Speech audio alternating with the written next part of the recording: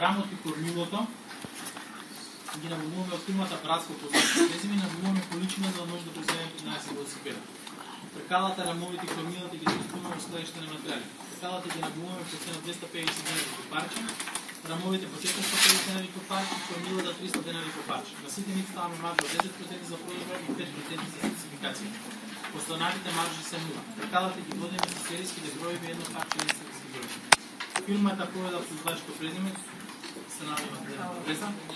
се отвели маржата на велосипедът за продажба 25% и нови производ се размета от данък от 18%. Цената на велосипеда се отредува върху основа на производството. Штуката е получена, говорим на той е без получена. 6 рама, колко се не 5 цекала. Така нещо е. 10 трекала, 6 рама и... не. 5 рама и 5 кормера. Така? Па затоа што 15 имаме нарачено, 10 ги произведеме, трябва да имаме останат 10 трекала, 2 по 5, 10, 5 рама и 5 кормера го ставиш на материал. Така? И сега, ако видите тук, колеги, да речеме, овие задача от времето, кога студентите правя нарачка за производство върху основа на два типа. Първи правя нарачка за производство с основа на нарачка, налог за производство с основа на нарачка. И второто правя налог за производство от самото производство. Значи без публикуване на нарачка. Значи да произведуват 15, от кои што 10 ги произведуват без основа на нарачка за купување и 5 ги произведуват со сам налог за производство. Ние ќе ги произведеме сите 15 без основа на нарачката и ќе испорачаме 10. За да не останат 5, како што е по задачата. Океј, значи првата работа што правиме партнери. И може да ми кажува некои партнерите, за да не правам цело време. Значи 15 ќе направиме велосипед? 15 ќе направиме. Океј, нов запис. Шифрата на партнери како е? Единство? Братство. Братство Мијалче, така? Братство Мијалче XYZ. Што е, купувач или добавувач? Добавувач, така? Дали има адреса?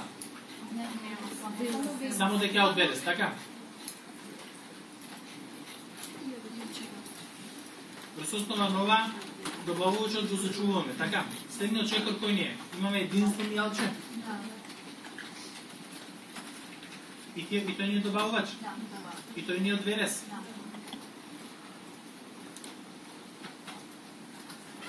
Врз основа на ова сме го направиле и добавувачот единство. Имаме нов запис. Победа Мијалче, така?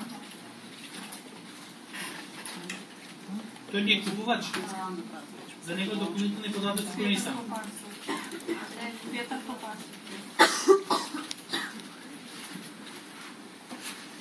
Петър Попарсов?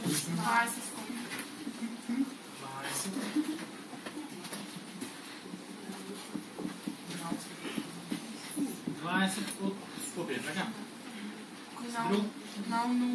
Да, ама директор рекохме дека коризинските не ги ставаме затоа што ни прават проблеми од време на време. Добро? Ова го зачувуваме, с ними промени. Да се основа нова сме ги направиле партнерите кои што кај нас учествуваат. Ако се сеќавате претходната задача, да речем имаше еден ист партнер да биде и купувач и добавач. Ова задача нема, така? Последната може да има, во другата може да нема. Значи тие работи се менуваат. Одиме иденти, шифравањето на материјални средства. Правиме нов производ, тоа не е велосипед Мијалче, така? Право да ги произведеме, да ги ставиме материалите? Кои ни са материалите? Тркало Мијалче? Тркало Мијалче, назив е за да биде поприлично, ќе ставиме тркало Мијалче. Ова што не е? Ова не е материјал? Материјал 500. Калкулација, дали имаме серијски броеви? Еден серијски број, едно парче? Дали имаме калкулација? Колку не е набавната цена? 250 денари. Маржа, спецификација колку имаме? 5 и 10 за продажба. Така? Друго нешто, дали имаме одредена маржа? Значи останатите маржи са 0, тоа значи дека може да бидат искористени, да речеме, овие производи за нешто за голема продажба или нешто слично. Маржата е 0. Добро? Тоа е тоа. Зачувуваме следниот. Тркало Мијалче. Браво, Мијалче. тркало, тркало количко. Тркало мијалче, го зачуваме. Друго нешто? Нема. Дали ни треба сега рам? Само секунда. Сега правиме нов запис, правиме рам, така? Рам мијалче. Рам мијалче, така? Што, дали имаме серијски броеви? Немаме. Дали ова не е материјал? Материјал. Дали калкулацијата може да ми кажете? 300. Друго што треба да ставиме? 450. 450. Продажна цена 25 мија? Не, 10.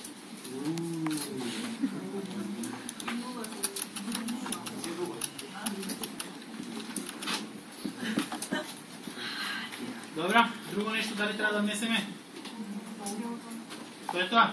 Зачуваме. Следниот производ кој ни е?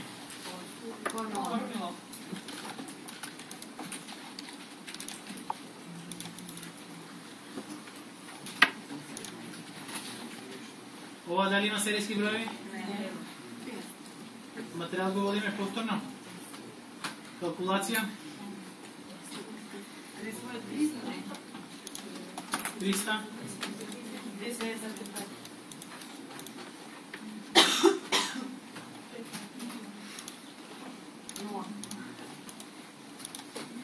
Други информации дали треба да ги внесеме? Да зачуваме и ова. Следниот чекор што ни е? Велосипед, така? Велосипед мјалче.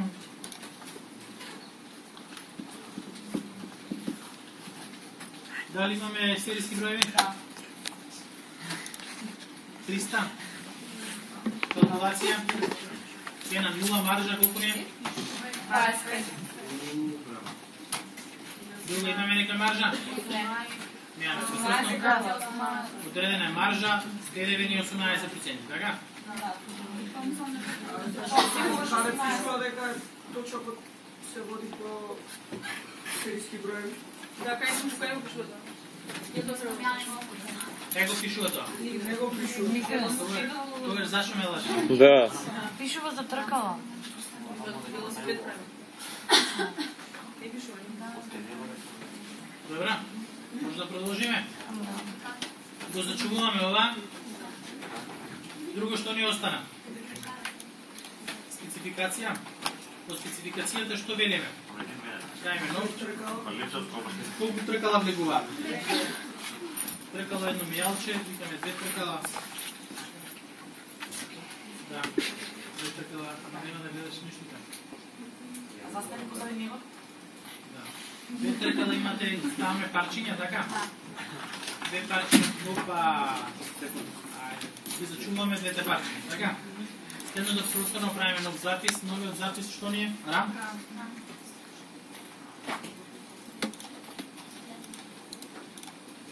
А мора да ставиме дека се парчиња?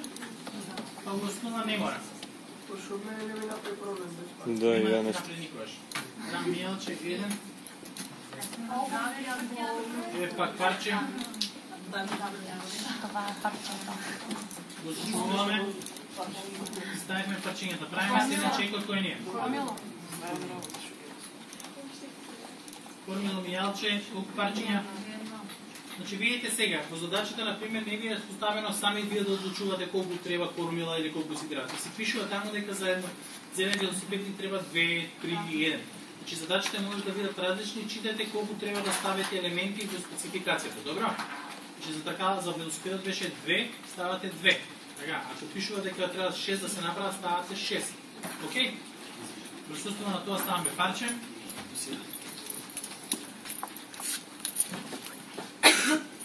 Ставаме парче. Го зачувуваме тоа, така? И сега врз основа на ова имаме направено на рачката, така? И сега ако видите количина едност вредност на спецификација 1250 денари, така? Значи ова што сме го ставили ќе чини 1250 денари. Го зачувуваме, можеме да речеме врз основа на ова